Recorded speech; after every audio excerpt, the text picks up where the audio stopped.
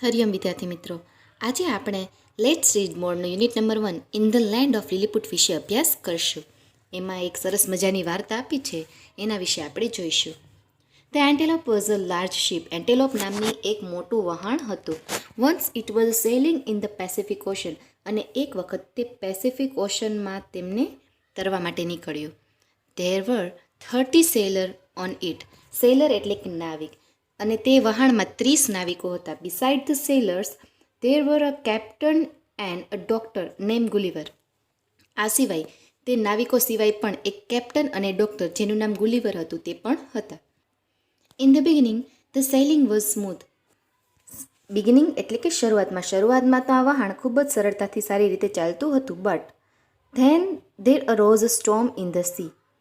Storm એટલે કે તોફાન, અને થોડી જ વારમાં દરિયામાં એક તોફાન ઉપડ્યું.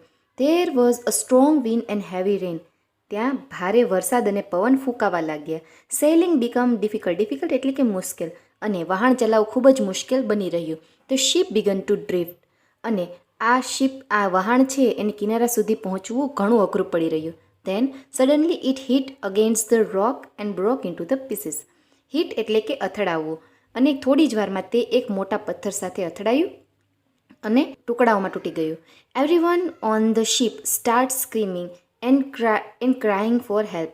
સ્ક્રીમિંગ એટલે કે ચીસો પાડવી, અને વહાણમાંના બધા લોકો જોરથી બૂમો પાડવા લાગ્યા મદદ માટે અને રડવા લાગ્યા. They try to swim to the shore. અને તેઓ શોર એટલે કે કિનારા સુધી તરવા માટે પ્રયત્ન કરવા લાગ્યા. But only Gulliver reach to the shore. પરંતુ એમાંનો એક ગુલિવર જ હતો જે કિનારા સુધી પહોંચી શક્યો.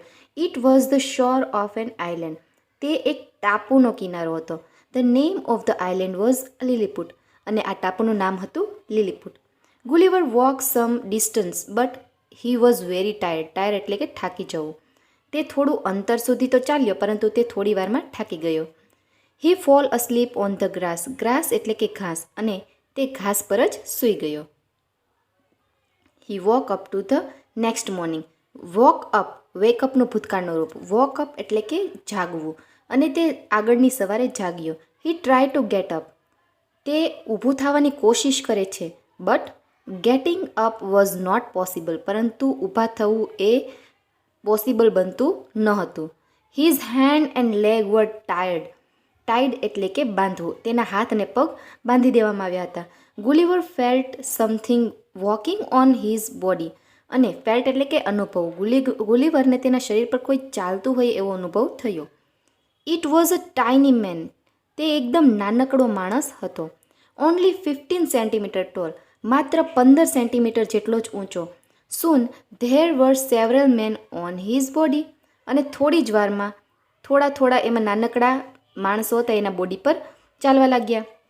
They var all tiny. તે બધા જ નાનકડા હતા. There were lots of other tiny people on the ground. અને બીજા ઘણા નાનકડા માણસો પણ જમીન પર હતા. સમ હેડ બો and arrow in their hands. બો એન્ડ એરો એટલે કે તીર કામઠા પણ તેના હાથમાં હતા. બાણ અને તીર એમના હાથમાં હતા. આગળ જોઈએ આપણે. Gulliver was both hungry and thirsty. Hungry એટલે કે ભૂખ્યો, અને થર્સ્ટી એટલે કે તરસ્યો. ગુલિવરને ભૂખ અને તરસ બંને લાગી હતી. How can I talk to these people except through the gestures. Gesture એટલે કે હાવભાવ. હવે તે વિચારવા લાગ્યો કે આ નાના માણસોને હાવભાવ કર્યા વગર કેવી રીતે એમની સાથે વાત કરવી. How can he talk. He thought. તેને વિચાર્યું. થોટ એટલે કે વિચારવું. So he made sign for eating and drinking. Made sign એટલે કે સંકેતો કરવા. તેને ખાવાની અને પીવાના સંકેતો કરવા લાગ્યો. Luckily tiny people understood his sign. અને સદભાગ્યે તે નાના માણસો એમના સંકેતો સમજી ગયા. And brought some basket of food. અને થોડીક ટોપલીઓ ભરીને ખોરાક પણ લાવ્યા. They also brought tiny barrels of water. Barrels એટલે કે પીપ, અને લાકડાની થોડીક નાની પીપ એ લોકોની હતી એ પણ પાણી ભરીને લાવ્યા. Gulliver ate all the food and drank all the water. Gulliver તે બધો જ ખોરાક ખાઈ ગયો અને બધું જ પાણી પી ગયો. નાવ હી ફેલ્ટ રિફ્રેશ એટલે કે તાજગી.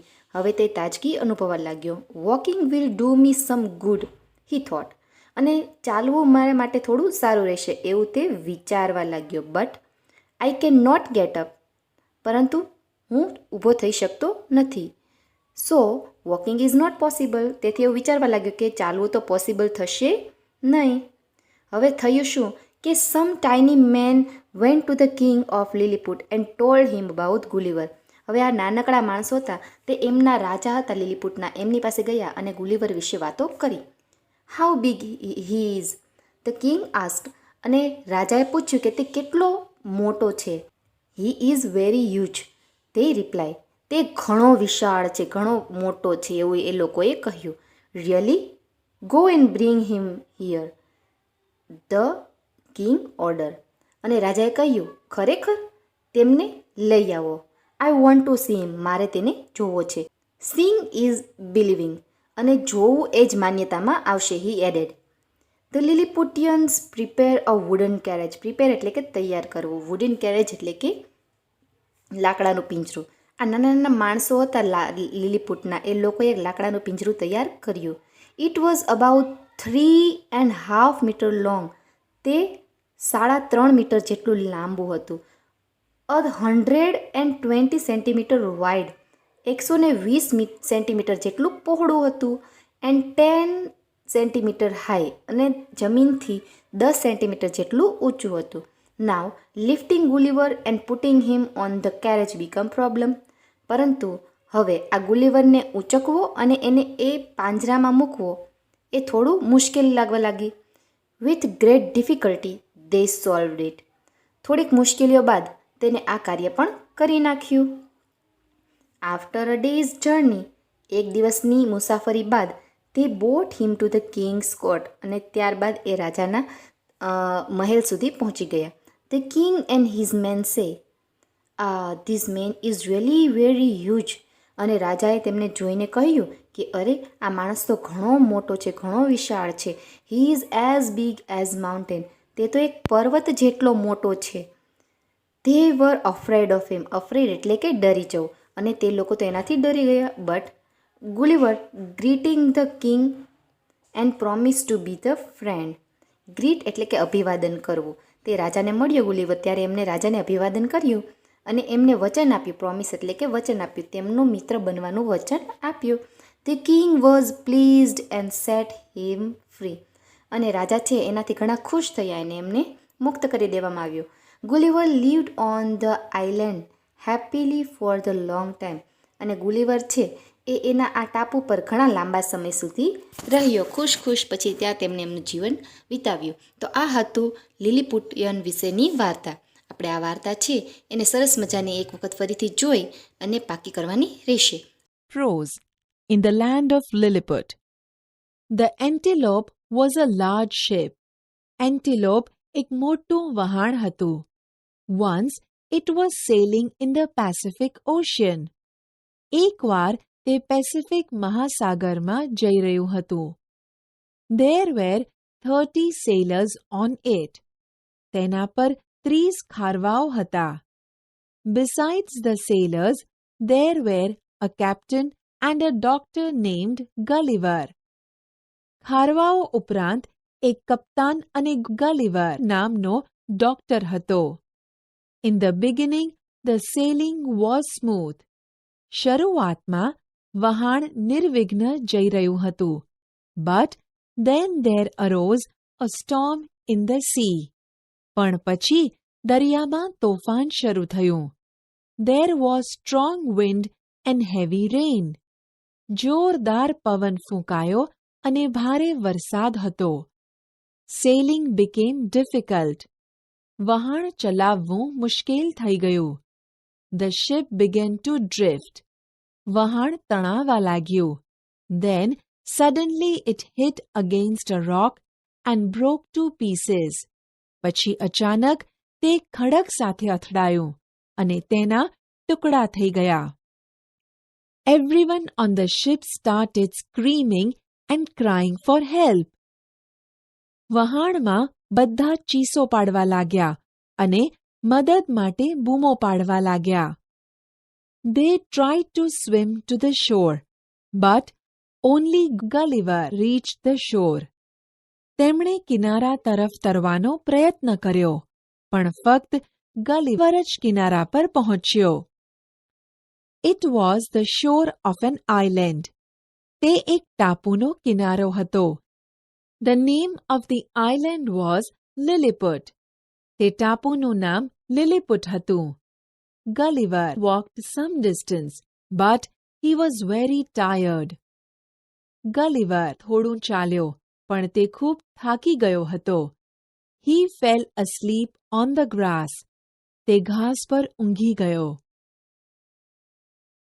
He woke up the next morning and tried to get up. તે બીજે દિવસે સવારે જાગ્યો અને ઉઠવાનો પ્રયત્ન કર્યો. But getting up was not possible. પણ ઉઠવાનું શક્ય નહોતું. His hands and legs were tied. તેના હાથ અને પગ બાંધેલા હતા. Gulliver felt something walking on his body. ગલિવરને તેના શરીર પર કંઈક ચાલતું હોય તેવું લાગ્યું.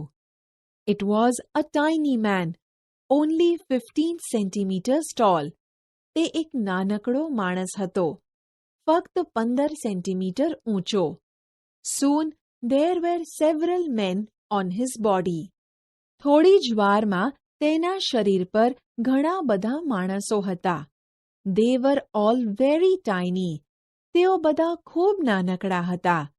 There were lots of other tiny people on the ground. જમીન પર બીજા ઘણા નાનકડા માણસો હતા. Some had bows and arrows in their hands. અમુક માણસોના હાથમાં તીર કામઠા હતા. Gulliver was both hungry and thirsty. Gulliver તરસ્યો અને ભૂખ્યો હતો. How can I talk to these people except through gestures? હું ઈશારા સિવાય આ લોકો સાથે કેવી રીતે વાત કરી શકું?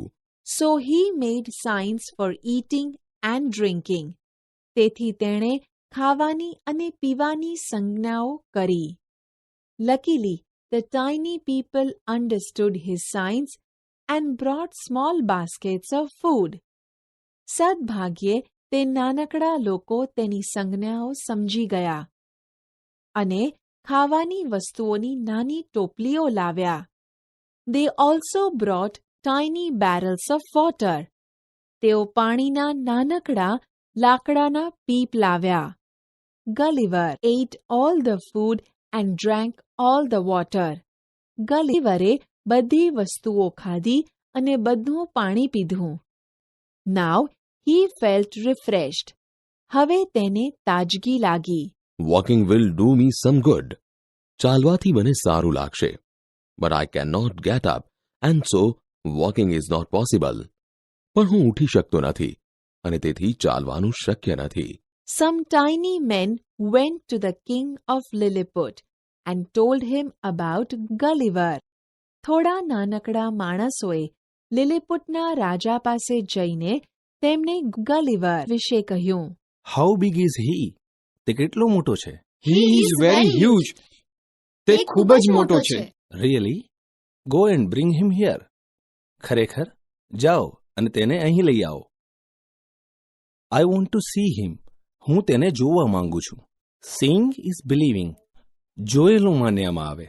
The Lilliputians prepared a wooden carriage. લિલિપુટના લોકોએ એક લાકડાનું ગાડું તૈયાર કર્યું.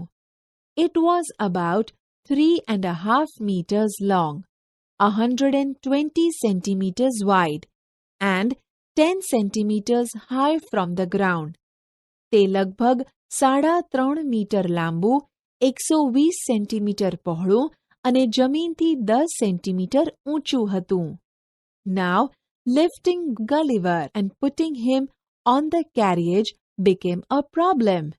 હવે ગલિવરને ઉંચકીને ગાડામાં કઈ રીતે મૂકવો તે સમસ્યા હતી.